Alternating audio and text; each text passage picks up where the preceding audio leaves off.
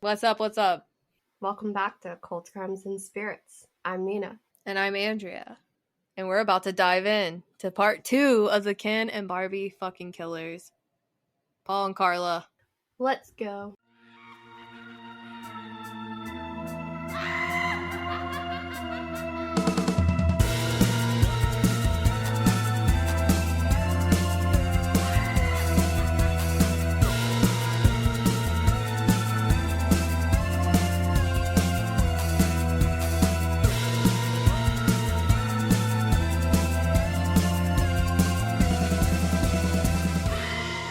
So, before we get into the serial killers that are Paul and Karla, did you know that they arrested somebody and that they suspect to be the Long Island serial killer? No, I had no idea. When did this fucking happen? On July 13th. So, it's been a couple weeks now. But I Wow. didn't know because, ever since I, quit working in news, I just Yeah, you tried to don't get avoid the it. updates. Yeah, and my mom told I didn't me the even other know that day, there was a Long Island serial killer. How long ago? I think I forget exactly when they found the bodies, but I think it was around 2010. Some of them. That's when I remember hearing about it, like 2010, 2012. So And I was about out of 20 years ago. Oh, wait. 20 years ago. You can't do math. 13 years ago.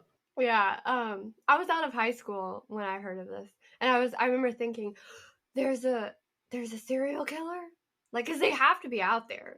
It's not like serial killers just fell off the face of the earth. Oh, they exist. They exist among us. That's the scariest fucking part to me is you don't know. It could be the dude at the grocery store that you just walked by.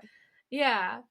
He could have killed 20 people and you have no It could idea. be in the woman in the parking lot asking someone Yeah. for directions, and then they throw Mm-hmm. you in the fucking van because Paul's with her.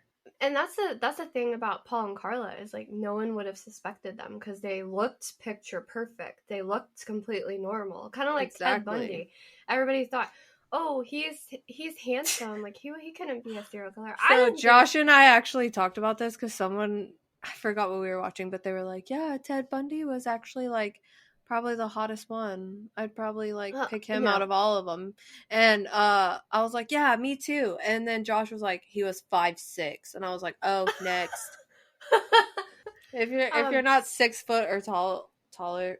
Yeah, if you're not tall, it's not doing it for Andrea. But anyways, Anywho's, I didn't think Ted Bundy was cute. I thought he looked crazy. you were more of a Dahmer? No, Dahmer wasn't even into women. A Gacy? Hell no. I'm trying to think. Is there a hot serial killer? Oh, well, Paul Bernardo, if you're into that. Ken and Barbie. Yeah, he looks like a douche bag. Oh, guy. he looks like a frat boy, fuck boy. Yes, yeah, that's exactly what he looks like. Charles Manson. No. But some say he's not a serial killer because he never technically killed anyone. Yeah. Oh, speaking of Manson, one of those girls got out of jail too. Oh, I saw that. Recently. I did see that. And she served more time than bitch face Karla. Yeah, but I don't want to ruin that. That's later in the episode. We'll get into that. But yeah, I think she was in jail for 50 years or something. Yeah, so. She served her time. Yeah, I think so. I want to watch some documentaries on the Manson family. I know it's overdone and we're not going to do an episode on it, but I want to watch. I saw a couple on either Netflix or Hulu this weekend that I was like, oh, one of my friends said we need to do a fucking episode on Jared Leto. Jared Leto? Yeah, he has a whole fucking cult. Oh yeah, the Jared Leto cult. Yeah, I have heard of that. I haven't looked into it, but I have. Oh, sorry. I'm so sidetracked today because it's Shark Week and I'm drinking this White Claw and we're getting into this part 2 and I don't know. I'm just excited. I love Shark Week. Dude, I know. I've never been super into it, but this year me and my friend who I work with, I'm blessed to work with a good friend. We get to talk all day for 8 hours and we talk about sharks and whales and the sea and how crazy it is and cruise ships and all kinds of shit. I'm I'm terrified of the ocean because of sharks and jellyfish and whatever else I still get in it beneath the surface.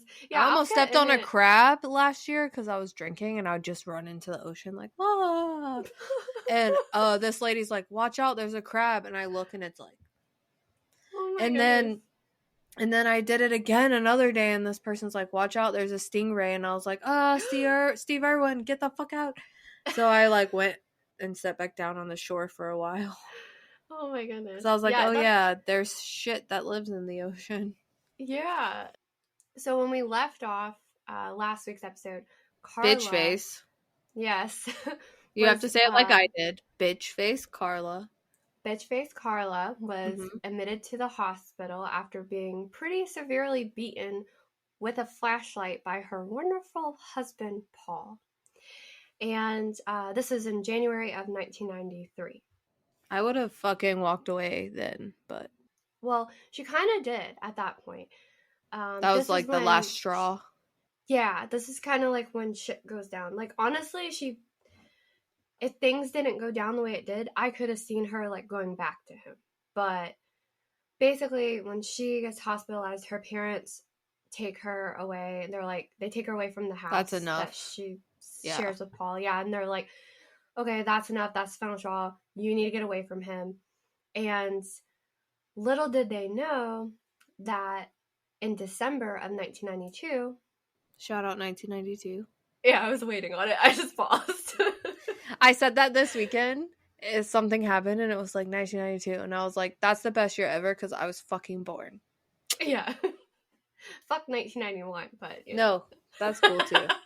No, I'm just kidding. But in December of 1992, a month before Karla was hospitalized, the Center of Forensic Sciences began DNA testing of the samples that Paul had willingly provided. Remember when he was questioned about being a Scarborough rapist like 2 years prior in 1990? He was like, I don't care, take my samples. Yeah, because he was trying to convince the police, like, I'm not your Playing guy. It cool. Like, yeah. And now it's coming back to bite him in the ass. Good, as it should. Yeah. And if you're wondering why it took 2 years to get DNA testing... Yeah, why the fuck did it take so long? I know in part 1, we said there was a lot, like over 100 or 200 samples or something. Yeah. So I understand, but 2 years? Nowadays, that could probably be done in like 2 weeks. Yeah, I don't know how it still does take a while, like even now, but I don't know exactly how long. But 2 months. It is a process. Yeah. But if they had got it back a lot sooner than 2 years, a lot of those crimes could have been avoided. So it's frustrating, but a lot of girls would have still been here. And at the time, DNA testing was still relatively new, and they really didn't have the manpower to get all the samples that they had processed. So they were like shorthanded on people that could actually process the DNA, and then they had a shit ton of samples to go through. So... And they really didn't know who's to expedite, because they can always expedite it if they think, oh, this guy. But Paul was so convincing to police that he wasn't the guy. Yeah, they just let it go with the normal blowjos, mojos. What are they called? Joe blows. Joe schmoes. Joe schmo. What the fuck? Yeah, Joe schmo. I said everything under the sun but that shit. But that. So Karla ended up filing charges against Paul. As she should. Please do not beat women. Like I said, you see the pictures, like if you look it up online, her raccoon eyes and everything, you really do kind of feel sorry for her, but then you kind of don't when you... Yeah. I mean, she's a piece of shit, but still, no woman deserves to be beaten by a man. So, no. Please don't do that. Yes, do not do that. It is not right. Police start, after, Karla... To connect the fucking dots. Yeah, they start to connect the dots, and they realize they had questioned Paul before, and he had given his DNA. So not too long after Karla was hospitalized and she filed charges and blah, blah, blah, police were actually informed that Paul's DNA was indeed a match to the Scarborough rapist. So they were like, oh shit. Uh-oh. Dun, dun, dun. They also probably started to realize that around the time Paul moved from Scarborough to St. Catharines is when the rape stopped, right? Yeah. Yeah, right. So that's what they were thinking. They start, like I said, they were like, wait, he moved, so. And then when he moved, not too long after that, that's when what they referred to as the schoolgirl murders happened, which were the murders of 14-year-old Leslie Mahaffey and 15-year-old Kristen French. So once they found out his DNA was a match, they put him under like 24-hour surveillance. And Karla was brought in to be interviewed by police. And she initially just thought it was about the beating that she received. Like, yeah. Can we talk to you more about your husband and what he did to you, etc.? Yeah. Yeah. But little did she know, dumb when bitch. when they were questioning Karla, they kept kind of hinting that they knew something. And of Paul. Yeah. He already had found out in Hawaii that he was the rapist. Yeah, so the she knew he was rapist. the rapist. She knew. Mm-hmm. But she didn't know how much the police knew. She didn't know if they were starting to connect the dots on Leslie Mahaffey and Kristen French, because that's what she was involved with too. So Karla just didn't say shit. She kept her mouth shut. And then when she went home, she apparently spilled her guts to her aunt and uncle and told them almost everything. Almost. Not Tammy. Not Tammy, and not Jane Doe. You know, she kind of told. Well, she told them, like, you know, Paul forced her. You know, she told them her version of events. So she's playing victim. Right. So they suggested that. But it sucks because she is a victim, in a way, of abuse. In a way. Physically. Yes. But she also should not be playing victim. Exactly. It's a messed up situation all around. Oh, Canada. Her aunt and uncle suggested that Karla get a lawyer. Okay. Karla goes, she gets a lawyer, and she tells the lawyer her story, which I'm sure she also left out a bunch of details. Important details, yeah. Yeah. And her lawyer tells police that Karla will testify against Paul and tell them everything if she is granted full immunity from prosecution. Bullshit. Yeah. I think that's bullshit. Because they knew that Karla was somehow involved, Karla was denied full immunity. Good. But they did agree to give her a reduced sentence. Which is kind of fucked. Yes. Which we will find out. So Karla's like, okay, yeah, I can work with that. And because she has to tell them something, because she's already, you know, agreed. Kind of hinted that she was involved, you know, by bringing her lawyer and everything into it. So Karla started singing like a canary. Kind of. I'm sure she did. So she gave police her version of events, claiming that, you know, she was the battered wife. Paul forced her to do whatever she did.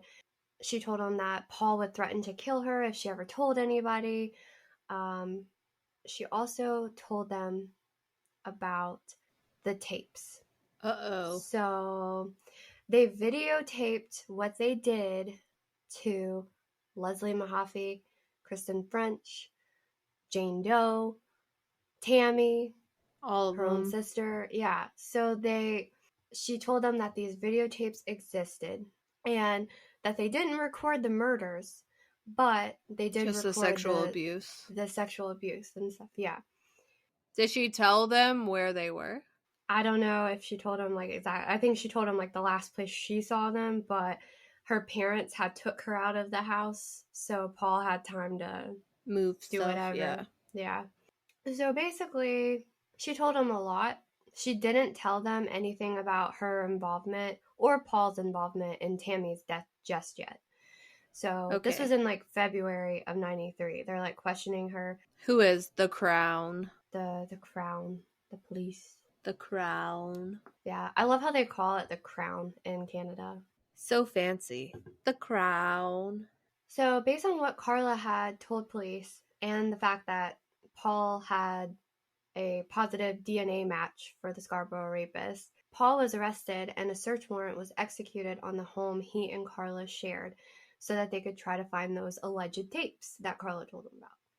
So, the search of the home lasted 71 days. So, to break that down for you, that's roughly 2.5 months. And during this 2.5 month period, the police failed to find the tapes. They ripped that place apart and didn't That's find ridiculous. the tapes. How could you not find the tapes in that amount of time? Yeah, that's a really long time. Anyways, and I mean, their house was like a decent size, but it wasn't like a mansion. Huge, yeah. They didn't find the tapes, but they did find a list of victims of the Scarborough rapes because Paul is a sick, dumb criminal and he kept a record. Yeah, motherfucker.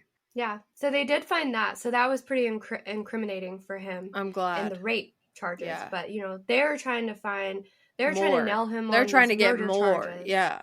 They want the tapes. Mm-hmm. So after the 71-day search, Paul's lawyer, Ken Murray, was allowed to enter the home. And at this point, it is now May of 1993. And I'm one. And you are one.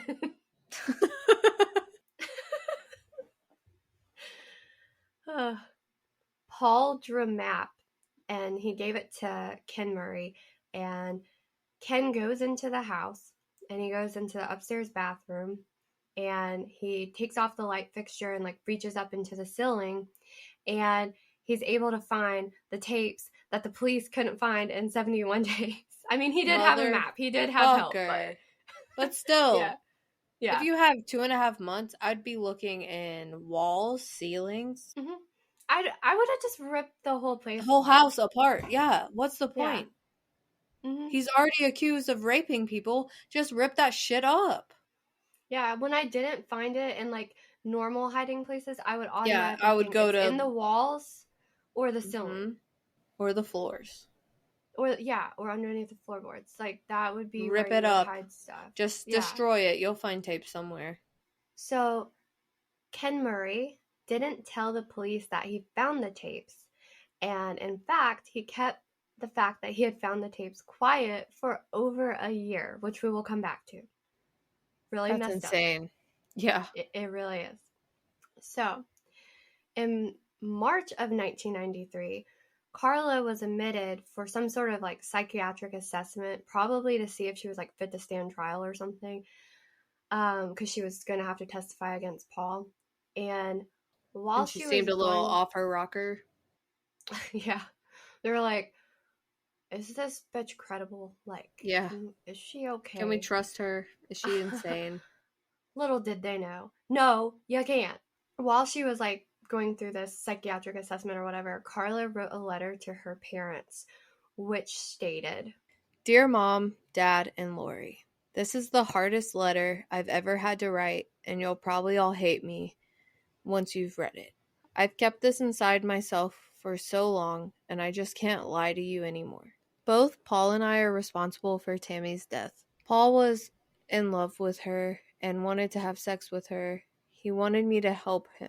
He wanted me to get sleeping pills from work to drug her with. He threatened me and physically and emotionally abused me when I refused. No words I can say can make you understand what he put me through. So stupidly, I agreed to do as he said. But something, maybe the combination of drugs and the food she ate that night, caused her to vomit. I tried so hard to save her. I am so sorry, but no words I can say can bring her back. I have thought many times of killing myself, but I couldn't put you through the pain of losing another daughter and sister again. I don't blame you all if you hate me. I honestly hate myself. I live with the pain of knowing I unintentionally killed my baby sister every day. I think that's the real reason I put up with Paul's abusive behavior. I felt I deserved it for allowing him to drug and rape my beautiful baby sister. I loved her so much and never wanted to do anything to hurt my Tam skins. Please believe me. I would gladly give my life for hers. Nothing I can do or say can bring her back. I don't expect you to ever forgive me, for I will never forgive myself. Karla XOXO. Fucking bitch. What kind of letter is that, though? Like, she acted like Paul made her do all that. Yeah, and she was like, I never wanted to do anything to hurt my Bullshit. sister, but I did. But I put that over her fucking mouth. Yeah. And instead of telling my parents that I have a psychotic boyfriend, I just decided to rape my sister. Marry him. I'm trying to chug this back because Karla made me mad. That's the letter she sent to her parents, like telling her what they did to Tammy. And that's when her parents learned what happened to Tammy. They probably lost 2 daughters that day anyways, Karla. Without the tapes, the police only had Karla as a witness, and they were completely reliant on her. Yep, to testify against Paul. And you know who has the tapes that could have turned them over? Paul's fucking lawyer. Ken Murray. Yeah. Yeah. Son of a bitch. Why wouldn't you want both of them to be accused? Like, Paul's already fucked. Yeah. I'll tell you about that in a second. Okay. So, we'll get there. We'll get back to Ken Murray, don't worry. So, without the tapes, the police could only believe Karla's version of events, you know, and what she said her involvement was. And I mean, they did believe she was this battered wife because, I mean, they saw what Paul did to her, you know, when he beat her and she was hospitalized. So, yeah, she was severely beaten.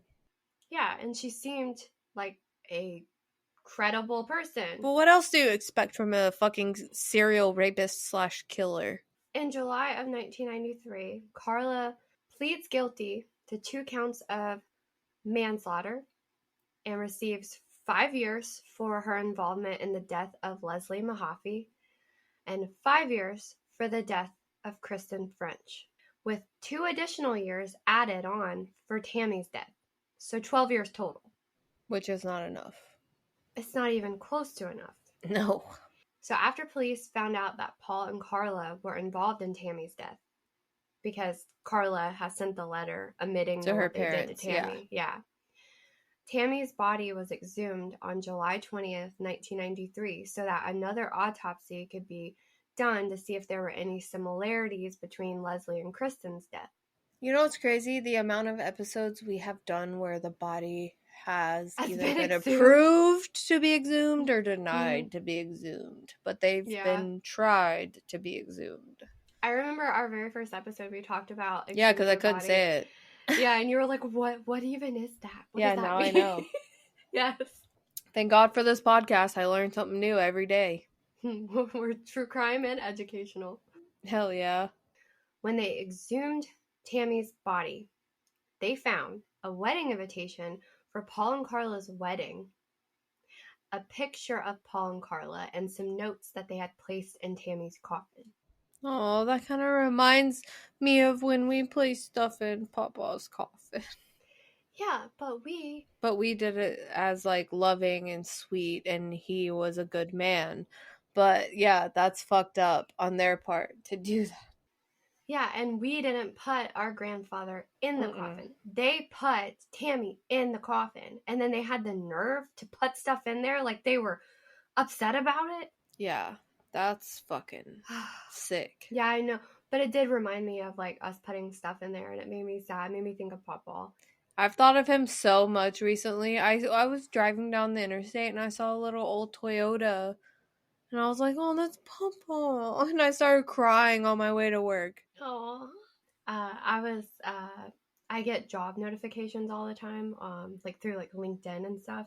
And a job for this company called like Clyde and Company or something popped up. And I was like, I want to work there because I love the name. This morning, Josh put on music on YouTube and he put Johnny Cash and Bob Dylan. And then at one point it was Johnny Cash and Man in Black. And I started crying. Oh, gosh. I was like, that's Papa saying good morning. Mm-hmm. But yeah, the things that we put in the coffin were heartfelt. Yeah, we loved him. Theirs was fucked up, cynical, sadistic, crazy. And there's like a picture online of the specific picture that they had placed in the coffin, and like Paul looks psychotic. Like he's like waving almost kind of, and he looks crazy. Out of it. Yeah. Really fucked up. And the Homolka family asked that those items be removed from Tammy's coffin before she was reinterred. Yeah. They don't want to see that shit. They don't want that shit going with their daughter. Nope. Karla's deal was finalized in like July of 93 for her 12-year sentence, which subsequently became known as the deal with the devil. Once I wonder why people found out her true involvement. Yeah. But once her deal was finalized, a publication ban was put into place in Canada. This prevented the press from publishing any details about the case before the trial, because Paul's lawyers felt that if the media was publishing about it, they would not be able to receive, or Paul would not be able to receive a fair trial. Yeah, it'd be obscured. But it really didn't work because it didn't. Welcome to America, bitch. Yeah, it didn't stop American journalists from publishing about the case, and people were like smuggling in newspapers and stuff across the border. Like newspapers became contraband. That's so fucking funny. Oh my god. People were getting around this publication ban. This publication ban. I said banned, I think. Banned. Ba-ba-ba-ba-boom. So although it would take a while for the public to learn Karla's true nature, Paul's lawyer, Ken Murray, he knew Karla was a horrible bitch. Duh, he's watched the tapes. Yeah, because exactly. He watched the tapes, and he saw that Karla was not forced, as she told police, but instead of turning over the tapes, he decided to set on them, right? Because he was thinking, I got this in the bag. But why? Because he was like, when I go to trial, he's like, I'm going to use these tapes to discredit Karla. Okay. He's going to be like, obviously she's a lying bitch, you know, when you watch the tapes. So she's not a good witness. So he thought, you know, Paul's probably going to get convicted for rape because obviously he's on the tape raping people. But they didn't tape the murders. So it's he said, she said. And if he discredits Karla, then Paul won't get charged for murder. But the problem with this is, you can't set on evidence. You have to turn that shit over. You can't do it in the US, and you can't do it in Canada. So, big mistake. So, in September of 1994, like over a year later after he found the tapes, Ken recused himself as Paul's lawyer and turned over the tapes to Paul's new lawyer, who then turned them over to police. Okay. As they should have been done over a year ago. Because then Ken Murray was eventually charged with obstruction and possession of child pornography for failing to turn over the tapes. But he was acquitted of all charges. How? I don't know, but how did Karla get 12 years in prison? Like, how does any of this make any sense, you know? It doesn't. Because Ken didn't turn over the tapes when he should have, if the police had the tapes, Karla wouldn't have got her deal. No, they would have seen the evidence. Yeah, they would have been like, oh, no, this is not what you said. Which is what I said in the beginning. If you're representing Paul, why wouldn't you want to show the tape so Karla could get just as bad as Paul's going to get? Because he's going to get something. I see his point, though, because he was like, I'm going to discredit this lying bitch. But at the same time, he kind of helped her get the deal of the century. Yeah, he did. So fast forward to May of 1995? Yeah. Paul's trial finally begins. Karla spent about 17 days of the 4-month trial testifying against Paul. But the trial proved to be damning for Karla, especially because of a certain tape in particular that has been dubbed the fireside chat. Why? Because Paul and Karla are laying naked in the basement where they had killed Tammy, hanging out by the fireplace. So warning, this is a little hard. It's probably a little hard to hear, but I'm not going to go into like insane detail, but it's still hard to hear. So Karla was sucking Paul's dick. Yep. Karla was performing fellatio on Paul, and they were drinking and talking. Basically, in this tape, you can look up the transcripts, but I warn you, they're horrible. I honestly didn't finish reading them. Yeah, I looked them up, and I didn't finish reading it. But what I did read... You should link me. I'll see how far I can get and then see if that's how far you got. Oh, it's bad. I will link you, but it is bad. I will summarize what I did read, what I did get through. So, okay.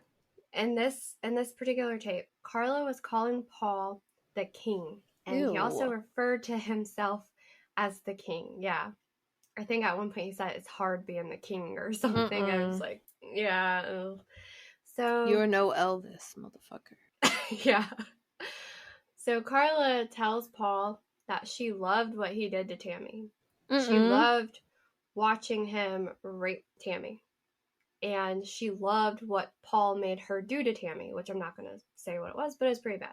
And at some point, she takes a rose and like rubs it all over Paul's naked body, especially on his penis, and says that the next day they're going to take it and leave it on Tammy's grave. What the fuck? Yes. Like, exactly. That's weird. What the fuck? That's weird as fuck. Yeah, it gets weirder. So she also has some of Tammy's underwear. And she rubs that all over Paul, and it like gets him super hot. Yeah. Yeah. Which is fucked up. It is. It's like, what? They refer to Tammy as their little play toy. Karla also tells Paul that it is her mission in life to make him happy and that she wants to help him find more virgins to rape. Why wouldn't you give that to police? Yeah, because that right there is showing that Karla is like fucked up and sick in the head. Just as messed up as Paul. Like, she's enjoying it. If not more. That's her sister. So, like I said, I don't suggest reading it, but the transcripts are out there. But when the tapes were played in court, the people that were in the courtroom were not allowed to actually view the tapes. They could only hear what was happening. Damn. But the jury had to watch these tapes. But the people in the That's probably really rough. Imagine being like, oh, I'm summoned. I have to go to this trial. I have to, watch these tapes that fuck me up for the rest of my life. Thank you. There was, in the documentary on HBO, or on Max. It's not HBO Max. Just Max now. The Ken and Barbie Killers, the lost tapes.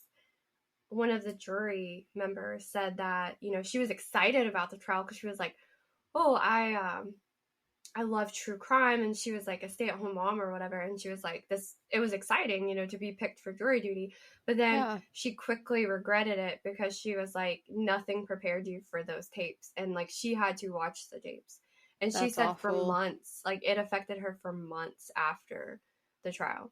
So the jury had to watch it, but the people in the courtroom could not watch it out of respect for the victims. They didn't want to show what was happening to the general public. So, and luckily after the trial, these tapes were all destroyed. By fire. Yes. Or something. I think they did burn them, yeah. I think they did. On September 1st, 1995, Paul was found guilty on all charges against him, including the first-degree murders of Leslie Mahaffey and Kristen French. He is sentenced to life in prison without the possibility of parole for 25 years. But he was also labeled a dangerous offender, so it is unlikely he will ever get out of prison. Haha, motherfucker. Paul spent time at 2 different maximum security prisons in Canada, but I found out that he was recently moved last month for some unknown reason to a medium security prison. What? June Why? 2023. Yeah. Why would you move him? Like, keep him in the maximum fucking prison. He's dangerous. What the fuck? Yeah. But anyways, no idea why they moved him. Like, they won't say. I did find a statement from Canada's Minister of Public Safety, Marco Medicino, stating...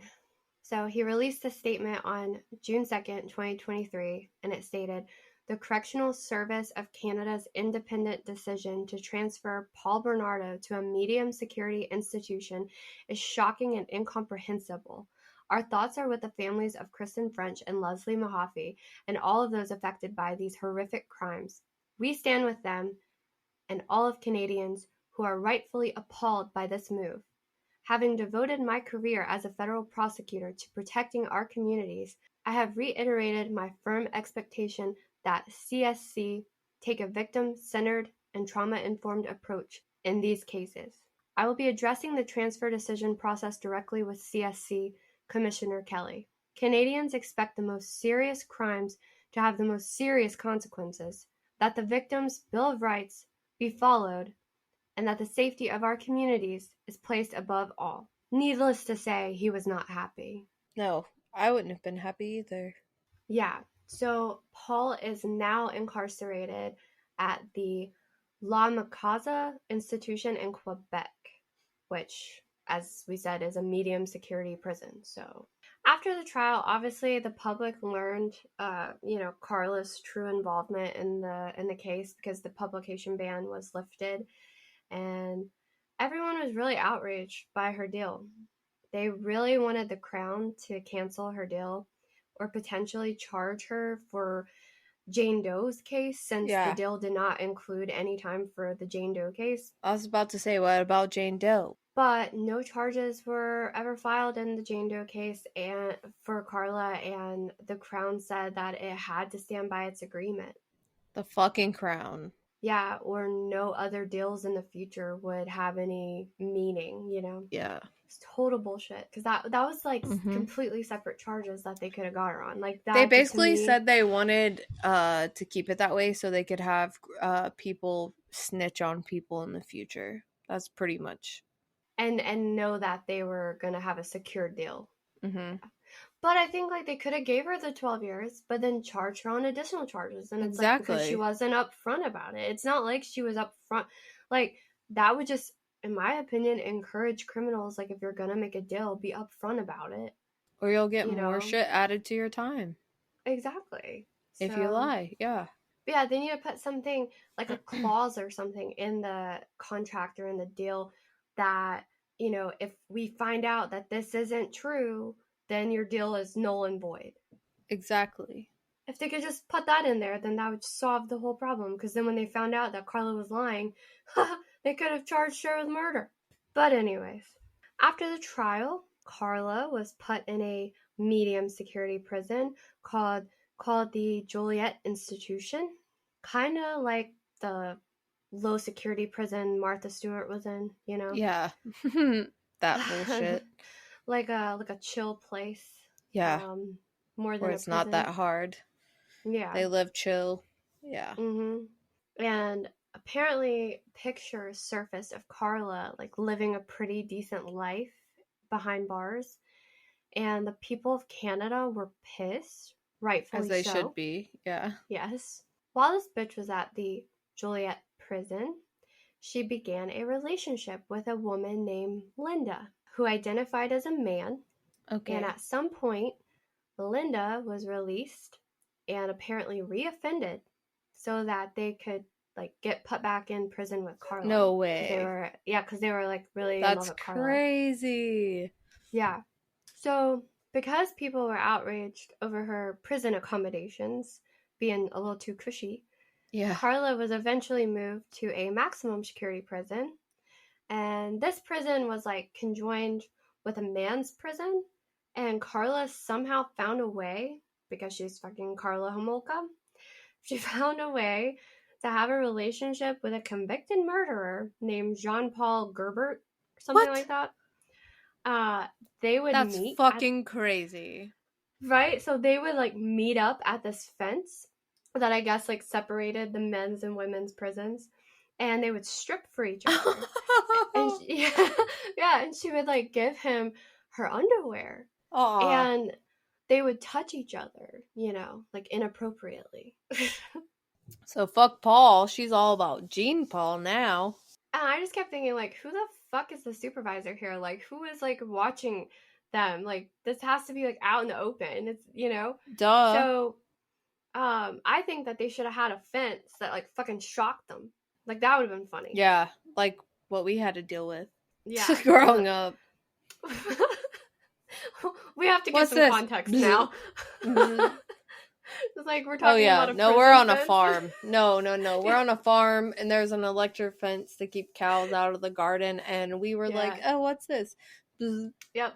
You and won't touch it again. Yeah. Yep, we ran into it a few times, and it hurt. Also, I was mowing the yard one time with a push mower, and our grandpa, he told me, he was like, don't hit that fence. And I was like, I see it, I got it. And then like 5 seconds later, I hit the fence. Of course you did. Right? What did And it you was do? on. What did it do to you? It shocked me through the lawnmower. Like, it traveled through the lawnmower, and like it like shocked me. Not super bad, but it was enough to where I let go of the lawnmower and it shut off. Because you have to be holding it down for it to go. And I let go and it shut off, and Papa looked at me and he was like, just started laughing. Yeah, because he knew. He was knew. like, I just told you not to hit the fence. And you did it. Yeah. But anyways, back to Karla.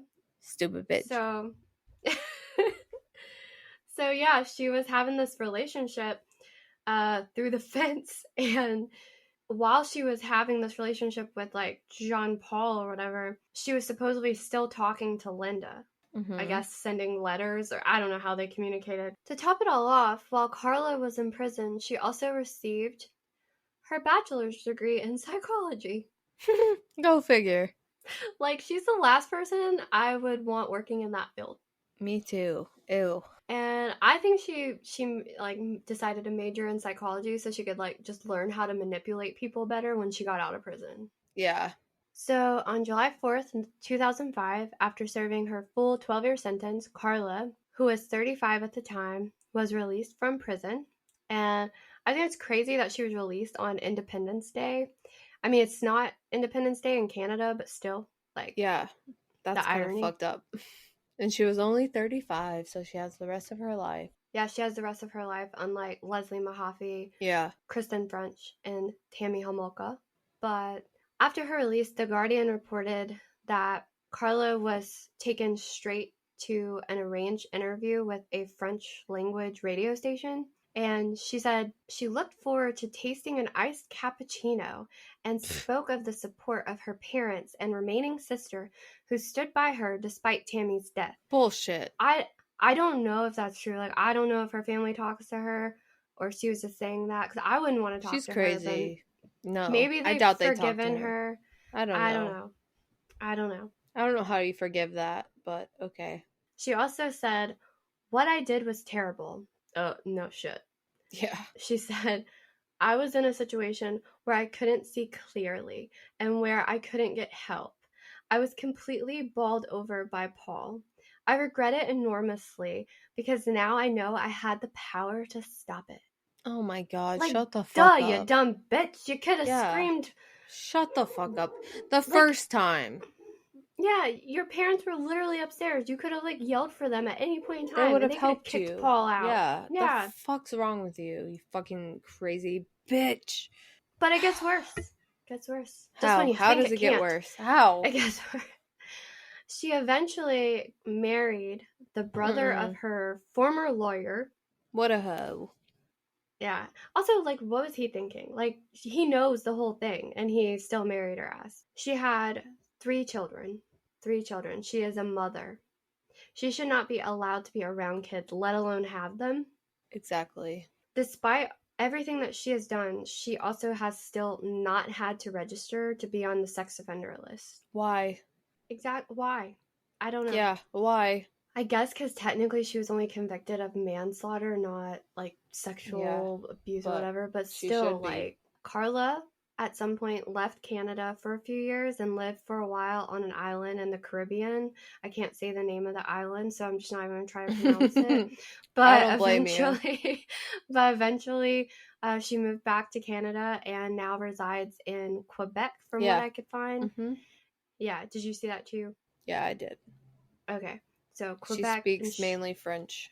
Nowadays, she tries to live her life out of the spotlight, but occasionally she resurfaces. Yeah.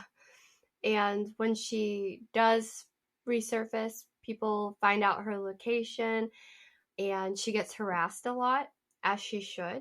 But it really sucks for her children, because, like, they're innocent in all of this, and, like, they have to deal with, like, what their mom did. That's why I'm like, why would you bring children into this world? Exactly. You're gonna have to tell them what the fuck you did. They're gonna find out. As we come to a close on the fucked up Ken and Barbie Killers, we we just want to remember the victims, because their innocent lives were tragically cut short. Too young.